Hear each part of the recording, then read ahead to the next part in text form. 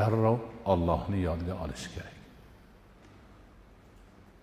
Alhamdulillahillazi afana mimma ibtala ghayrana va faddalana ala kathirun mimman khalaqa tafdila degan duoni o'qisin deydilar Rasululloh.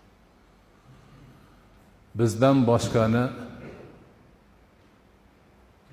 baloga uchratib Alloh bizni sog' qo'yganligi uchun u zotga hamd bo'lsin, sano bo'lsin. O'zi xalq qilib yaratganlardan bizni afzal qilib qo'ygani uchun u zotga hamd bo'lsin, sano bo'lsin, maqtov bo'lsin degan duoni o'qisa, Alloh taolo o'sha bandani haligi ko'rgan balosidan asraydi. U unaqa baloga yo'liqmaydi. Ko'rdingizmi?